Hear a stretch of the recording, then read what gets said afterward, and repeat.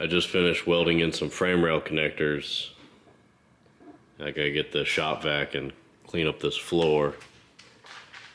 We got the floor pans in. And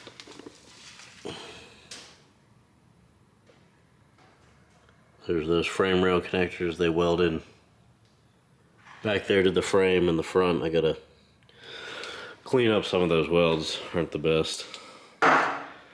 Big problem I was having is my old welder was a old Century, I think it was like from 1992 or something, so it was pretty old. I've had this prime weld machine here. It's a DC TIG and plasma cutter for quite a while, probably since 2015, and it's been a great machine. The torch broke on it more recently, and I put a cheap Amazon torch on it because it has this weird connection where the gas comes out. The hose connection for the gas is also the power for the electrode, which is kind of weird to me. And the replacement torch I got, it looks good, but if you run it at high amperage for long periods of time, it starts off-gassing, and it causes a lot of porosity. So that was kind of annoying me. So I went ahead and bought this Prime Weld, same brand. I bought this Prime Weld MiG 180, and the customer service I've had with these is just amazing. I mean, I highly recommend them, and they're not, I definitely don't have any sponsors or anything, but I've had really good luck out of these welders, and their customer service is just amazing. But I got this MiG 180 to replace my old Century, and I haven't tested it out yet. I did buy a 160, but then I decided to get the 180. And the 160 was working really good. I was actually having some feeding issues that was caused me to get the 180. The 180 is a lot better quality. It has all metal drive mechanism in here. So I got that, and I bought this, I've been wanting to do aluminum, and I have done aluminum with the DC TIG using flux, using gas flux for like gas welding. So using an aluminum flux. It works. It's kind of messy. It's not super pretty, but it does work. So if you have a DC TIG and you just have to weld some aluminum together, I don't know about for structural stuff, but you can use some gas welding flux on the filler, and that'll cut through the oxide. But I did get the AC TIG, and this thing's sweet. I mean, it works really well. It comes with a CK Worldwide torch, which is name brand, American made, I believe.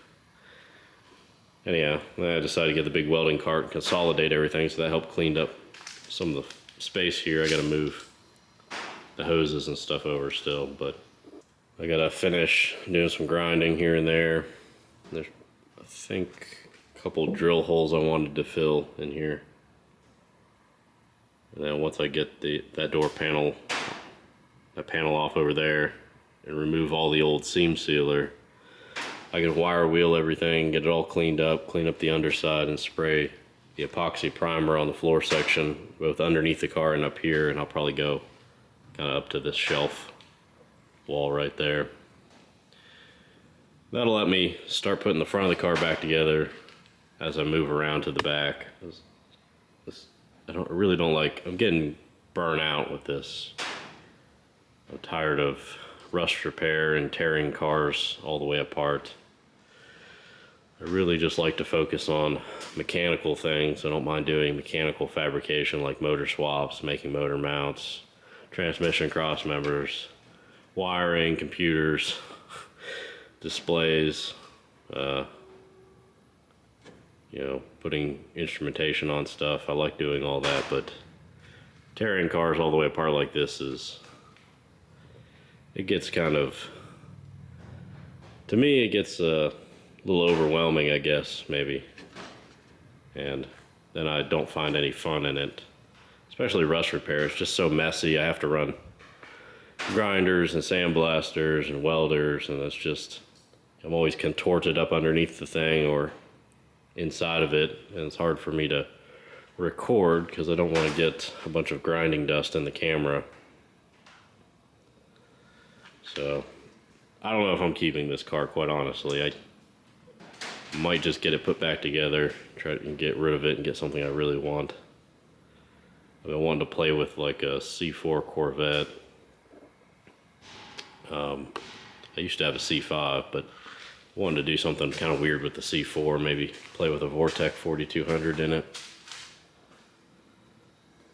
But I gotta get this thing out of here, and this Bronco, which is immaculate. Trying to sell it. If anybody's interested, let me know. It's beautiful Eddie Bauer 1995 model. The paint is amazing. There's some dirt on the hood. You could probably use a good bath. Interior is really nice. Basically got it from the original owners. A couple small dents here and there. I mean, nothing big, but you know, just little dings. I really don't like doing body work, and it's getting difficult to find motivation to finish this thing. And I'm not even restoring this. I really just trying to get rid of the rust. I don't want to make it, you know, let it get worse. But anyhow, I got the floor pans in. They're not super great, but they're butt welded. And I do plan on putting a bed liner on the floor of this car on the inside, so it'll be textured, and I don't think you'll even be able to see any of the welds or anything like that. I want to give a short update of the boat here. I've got the floor ground pretty good from the subfloor back, so this is where the stringers will go in that first bulkhead. And I got it ground down pretty good. I think it's where I want it. Now I just have to get the wood and kind of notch it for that transition there on both sides. Make it fit the transom good, and I can glass that in. So this will probably be the next video I make, and hopefully there'll be a bit more progress. For a while there I kind of had to take a break because it was just so ridiculously hot down here.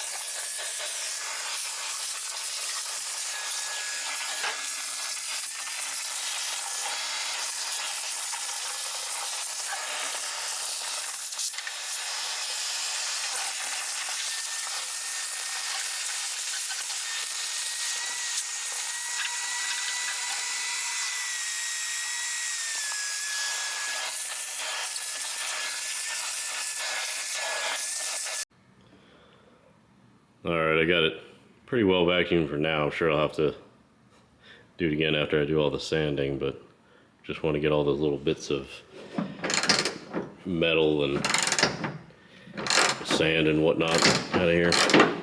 I don't have a roll cage in this car. And I thought about putting one in, but I don't think I'm going to. I'm really surprised at how good the condition of that bolt is. Definitely overpaid for this car. I paid $3,000 for it, and had a motor and transmission in it, but it's just a small block and a 3-speed. And I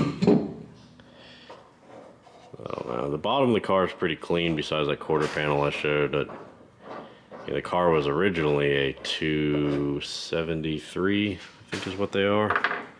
Whatever the real small one is. So it's not, I mean, this was a base model Belvedere. And besides the two-tone paint job, there's not really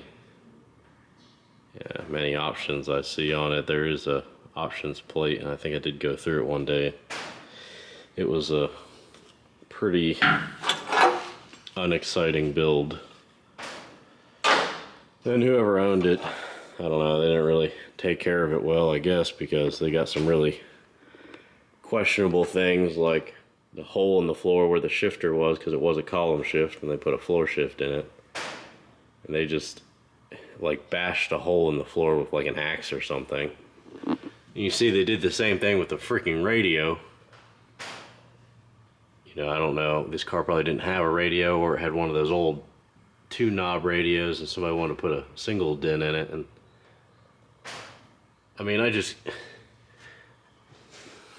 not gonna say nice things, but sometimes I just can't believe. I said, I'm not restoring this car. It's not worth. You can buy a running and driving one of these for like $6,000, and I probably already got. I don't want to think about it, but I'm sure it's approaching 45 or 5,000 at this point, with, you know, just materials and everything. I rebuilt the front end on it, put the disc brakes on it and all that. So, but still, I just can't believe. I mean, I don't know if they use like a punch and a hammer, or I should have paid, you know, $500 for it. You know, you go and look at a car and you get that excitement in you, and then you overpay. And there's also these people on Marketplace think their junk is worth something. And then some guy out there with more money than brains goes out there and actually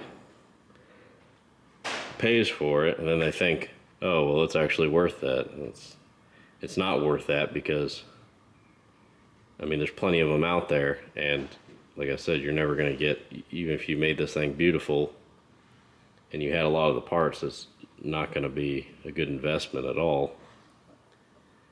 So, you know, we need to just bring back paying scrap price for vehicles that are dilapidated and falling apart, or, you know, basket cases and whatnot. I mean, they're only worth scrap price, and I don't really care if that hurts your feelings or not, but if you got a car that's all rusted out and doesn't run and been sitting in the field since '83, then I'm sorry, but if the whole car needs rebuilt, then it's not worth much more than scrap, because you spend way more trying to rebuild the car than you could just go buy a nice one for. I think these are worth anything to anybody, so I'm probably just going to throw them in the trash. They're pretty, you know, not in the best shape. And they're old, so they're probably weak.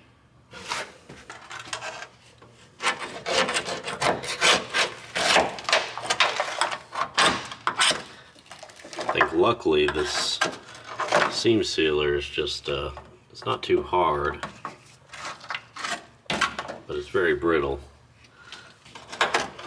And it's not bonded to the car, like, at all anymore.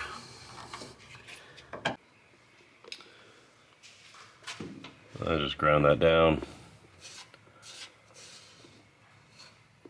Probably, I don't know how well the camera picks it up. It's actually pretty smooth and flush. A lot better than some of the other ones.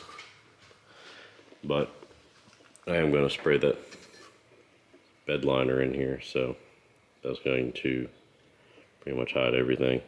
I don't want to grind it too thin. You see I pulled out a lot of the seam sealer. The stuff's just crumbling apart, so you get all that out, clean it up. I'll probably just wire wheel the whole thing, and shoot some primer on it. I don't know if I'm going to pull the dash out or not, but I think I do need to pull this interior trim out and go ahead and spray the roof and everything underneath it here while I'm spraying the inside of the car. Move the Bronco out of the way, and my plan is to build a mezzanine here, so that's what I'm working on right now. I need to move a couple of these shelves to get room for the mezzanine, and I'm going to come out 8 feet, It's not going to be real deep, but probably about, I think the pole end up right here. And that give me quite a lot of storage room up there. Yeah, thanks for watching. I'm going to try to have a video up about the dyno shortly, as well as the boat. It's starting to cool off. I can kind of work out here a bit more often.